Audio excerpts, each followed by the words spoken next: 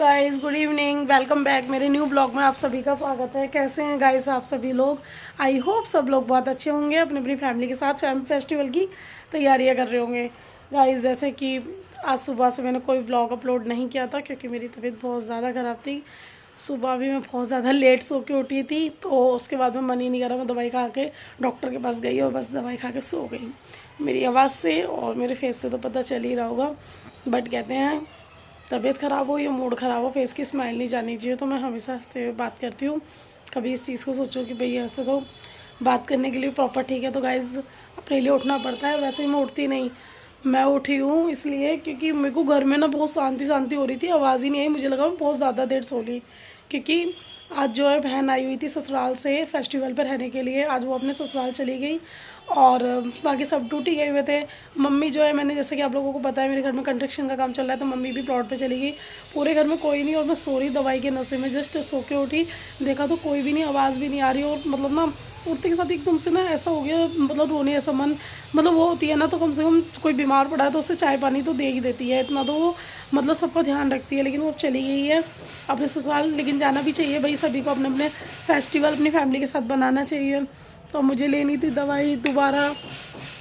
और मेरा घर भी थोड़ा फैला हुआ है क्योंकि दोपहर सुबह ही उसके हस्बैंड आ गए थे। उसके बाद में उसी के काम में मम्मी लगी रही खाना वाना बनाने में। मैं तो गाइस कुछ भी नहीं कराया क्योंकि मैं तो बस सो ही रही थी। अभी डॉक्टर ने, मम्मी ने बोला था कि भाई डॉक्टर ने बोला है दूध वगैरह ले लियो, तो बस वही लेने के लिए और गोने के लिए।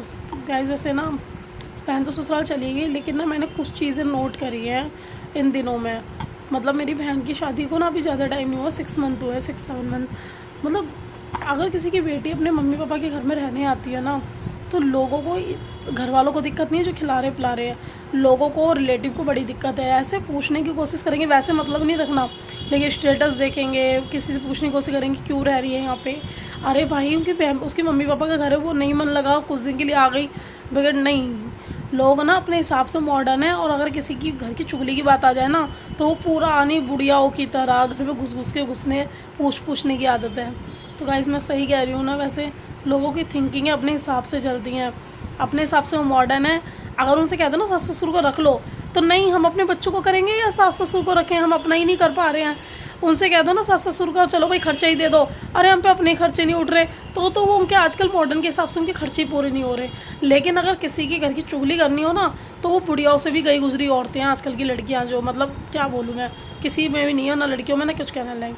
चलिए गाइस, मैं का ब्लॉग में यही करती हूँ। बाकी मेरी तबीयत ज़्यादा ख़राब है, अगर हुआ तो दोबारा कुछ आप लोगों के साथ शेयर करूँगी। बाकी बाय बाय। मेरे चैनल को सब्सक्राइब और लाइक करना ना भूलें। Good evening guys, bye bye.